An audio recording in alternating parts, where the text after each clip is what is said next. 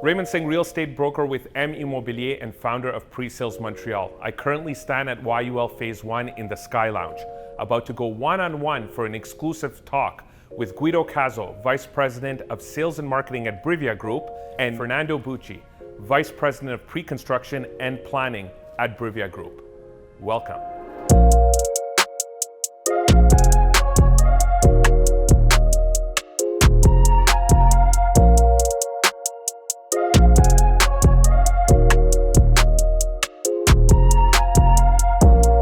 Raymond Singh, real estate broker, M Immobilier, founder of Pre-Sales Montreal. I have the pleasure to be joined with two gentlemen this afternoon. Downtown Montreal, Fernando Bucci, Vice President, Pre-Construction and Planning, Brivia Group, and of course, Guido Caso, Vice President of Sales and Marketing, Brivia Group. Welcome, gentlemen. Thank you for having us. Hi, Raymond. How are you? Not bad, not bad. First of all, I gotta say, I haven't seen views like this because we're at a corner where it's completely unobstructed. So we're standing on a corner where it's pretty much panoramic views, and if you guys could just touch on where we are currently. Well, right now we're at the Sky Lounge at YUL Phase 1. Okay. And of course, on this side is the future 1500. That's right. The corner of Guy and Renee, where style and life meet. Yes. As we always say. And then of course you have the south views and the north views, which we'll maybe go take a look a little later. Okay, so this is a Sky Lounge in YUL Phase 1, which can be used by co-owners. Right. Can you talk about what went behind the planning of this and what was the vision for the Sky Lounge?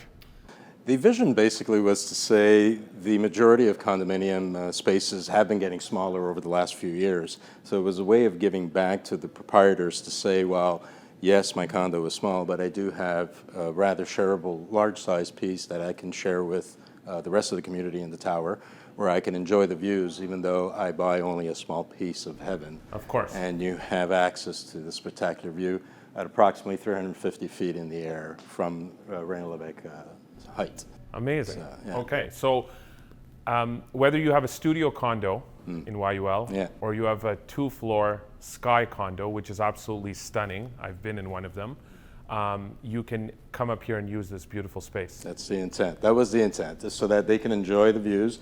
They can reserve the space from their co-op. Yes. A few days before or what have you for a party, a private party. And it's very often it's heavily used, of course, outside of this pandemic, but it is heavily used. Okay, awesome. So we're in YUL Phase 1, which was pretty much the first major project by Brivia Group. YUL Phase 2, just east of me, just west of me, 1500 condos. I had the pleasure of working on that project as well. Tell me more about that, Guido.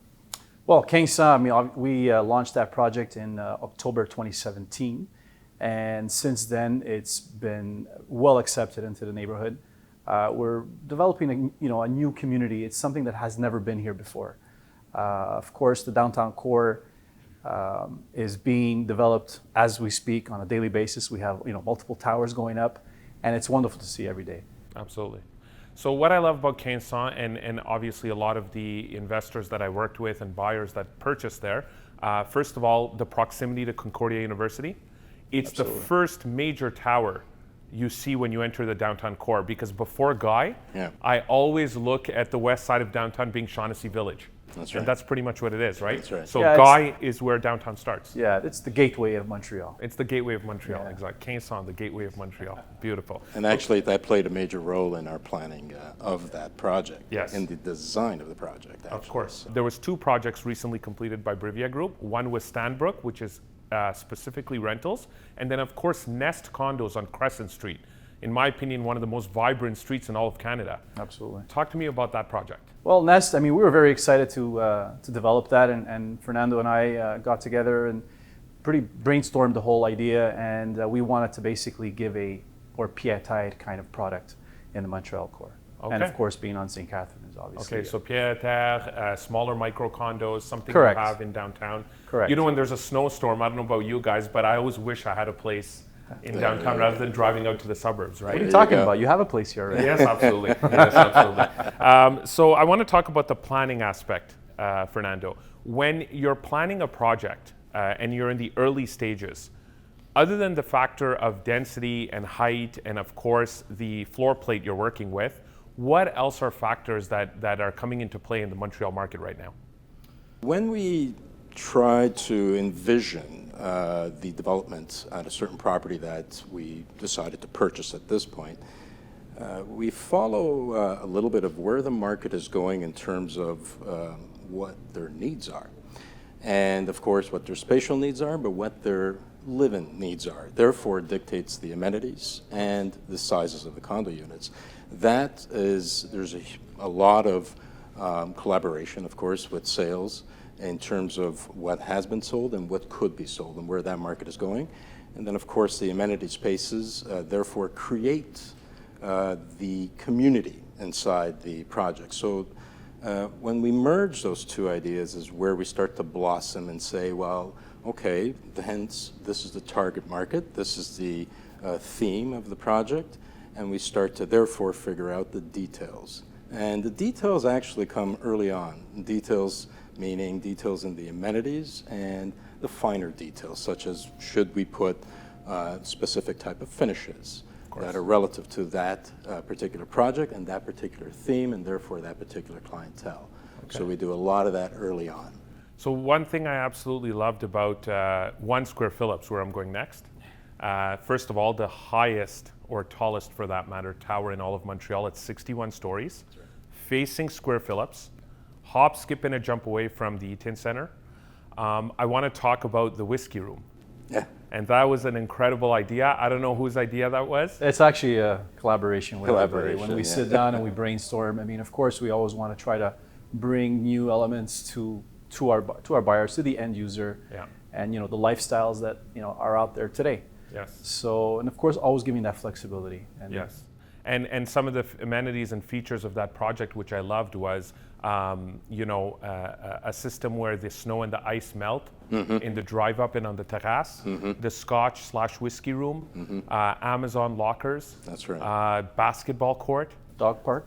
Dog park. The list is endless. And I remember last year around this time when you launched, and I was explaining the amenities to clients, and without even getting into any other factor of the project, right away they knew that this is a cut above, and it's a different type of project because you're basically taking the things that other developers haven't put into their projects and you're adding them, which is great. And of course, when you're buying a bungalow in the sky, for example, a penthouse, which I like to call a bungalow in the sky, you want these things. You want a room where you could enjoy a nice Scotch, or a Jameson for that matter, with other co-owners. So we're going to take a look at the construction site of 1500. We're standing in YUL Phase 1.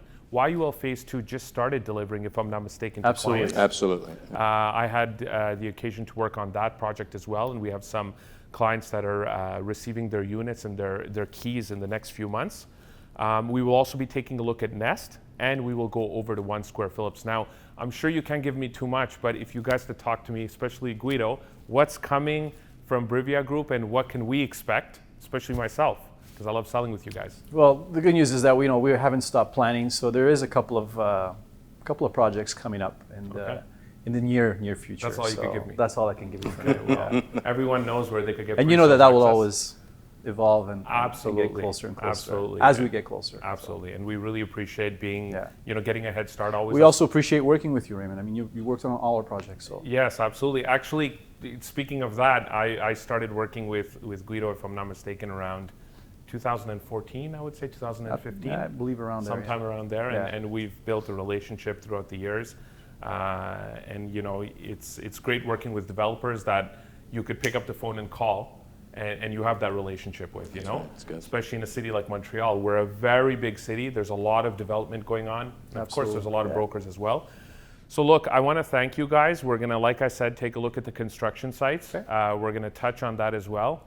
And we really appreciate the occasion to go one-on-one with the two of you. Once again, Guido Caso, Vice President, Sales and Marketing with Brivia Group, and Fernando Bucci, Vice President, Pre-Construction and Planning with Brivia Group, one of the top developers in the city of Montreal that I've been working with for years, and I love working with, and hopefully we'll be working with together in the near future. Absolutely. Thank you, guys. Thanks you. For having me.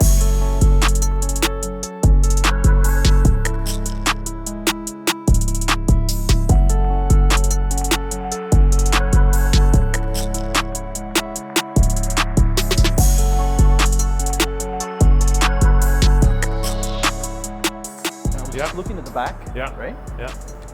All that wasn't there. 5 right. years ago, Griffintown was Yeah, it was. really. Well, it was. I mean, it was a couple, You but know, not many. I tell people it was scary walking in Griffintown. Absolutely. You know, back then, Absolutely. St. Henry area. St. Henry, Point Absolutely. St. That Charles, whole Little area was Burgundy. like, Yeah. not And safe. now you look. It's funny because it's Now you it's- can't get close to it. well, well, Now it's scary in a different way. well, it's funny because if you look at it, Mist started. I remember Mist was built in Point St. Charles. Griffintown grew, That's and now I tell people Lachine might be like Griffintown West. You know, they're growing just by the canal all the way down. That's a good point. So we're back out here, and we are still in the YUL Phase 1 Sky Lounge, and we're facing west with beautiful views of not only Westmount, but of suburbs all the way out to Lachine and LaSalle. And I wanted to touch base on the construction site of Caso, and I wanted to ask you, out of curiosity, how deep is that hole in the ground? It's actually one of the deepest dug sites presently right now. It's approximately 82 feet on one side, a little over 25, 26 meters. Yeah. The average depth about 75 feet. So you're looking at a 40,000 square foot lot being dug to that depth. Okay. About 2.8 million square feet of land that had to be moved. Wow. Yeah, it's a lot. And It's a huge job. It's a huge job. It can typically take anywhere between 6 to 8 months to reach bottom. Okay. And then construction starts from there. And then at what point would you say we get to the slab on which the lobby is going to stand? A project of this size, of this plate size, so to speak, and that depth, obviously taking a little longer than normal, you're looking at about 1 year and 3 months before you start to see a slab come up. So it takes about 1 year and 3 months to go down and up again. Okay. So obviously there's a lot of concrete to be poured at that point. Of course. And a lot of excavation, and a lot of road management and what have you. There was the whole reason behind this building, the design of the building, was that it's the entry point to the downtown core. Yeah. So the design of this building it was specific to those words. That's right. And Ville-Marie, the municipality of Ville-Marie, wanted to see us design a building that was akin to a business aspect, Yeah. but yet was residential inside.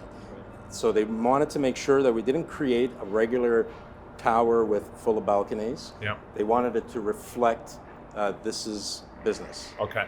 So hence the reason for the unitized smooth faces on Yeah. both east and west, with a little bit of balcony protrusions inside on the north-south, Okay. giving it a real sleek look. So we're on the north side of YUL and the Sky Lounge, of course, with beautiful views of Westmount, the downtown skyline. I absolutely love the panoramic views at YUL because, once again, like Caso, you're a bit out west, but you're not in the concrete jungle, really. You're just entering it, right? And as I look out towards my northeast right now, it's your other gem by Brivia Group, Square Phillips, 1 Square Phillips, which is the highest, the tallest condo tower in all of Montreal, 61 stories, some of the amenities we touched on earlier.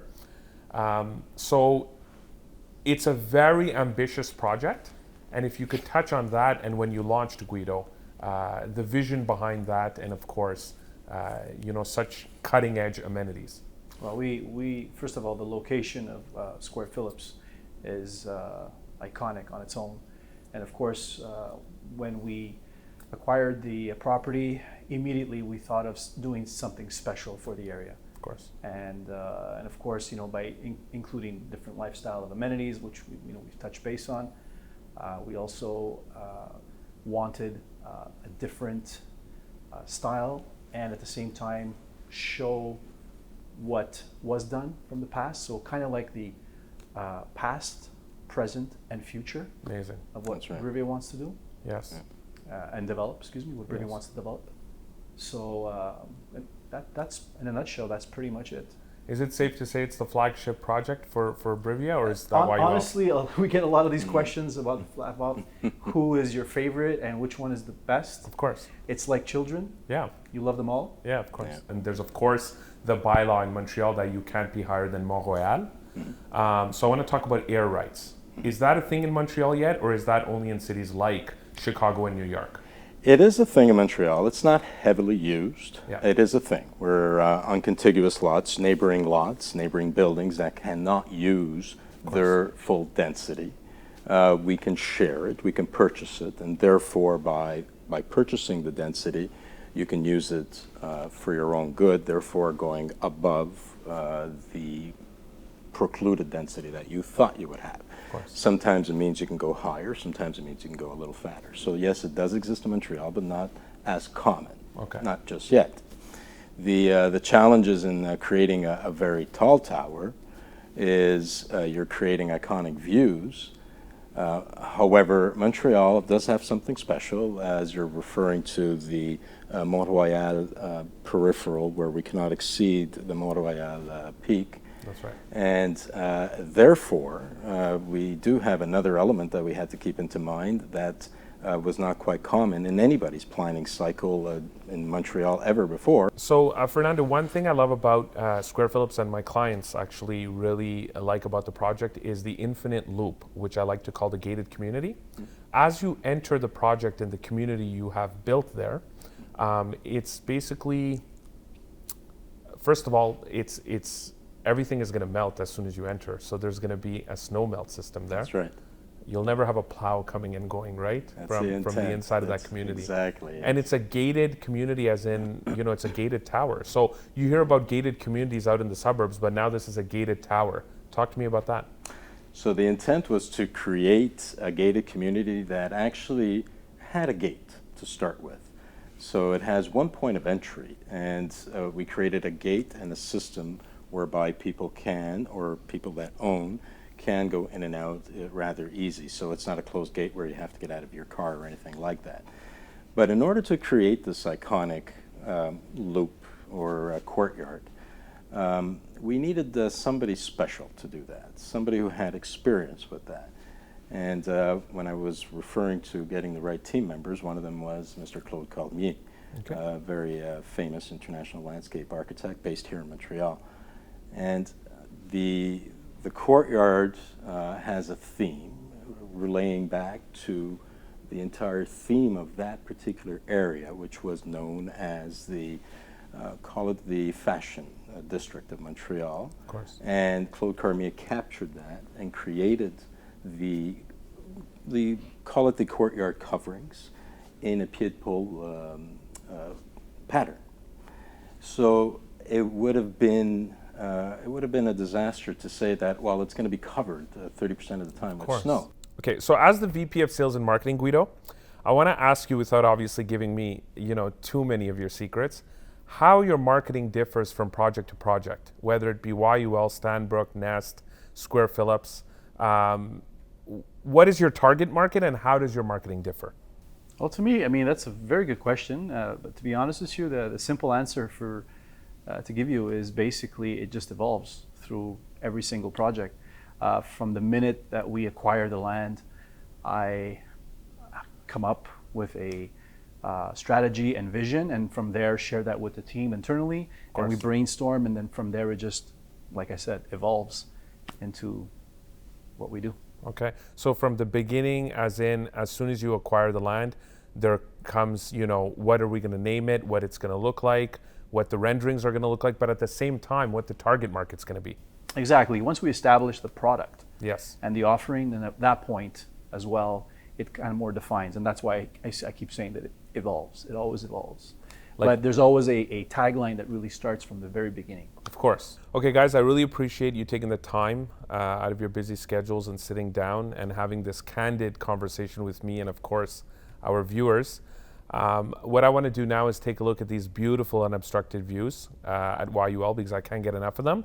And I want to look in the direction of where Square Phillips is going to be. So we'll take a look in that direction, northeast of YUL, next to Place Ville-Marie. And of course, the beautiful mountain as the leaves turn now.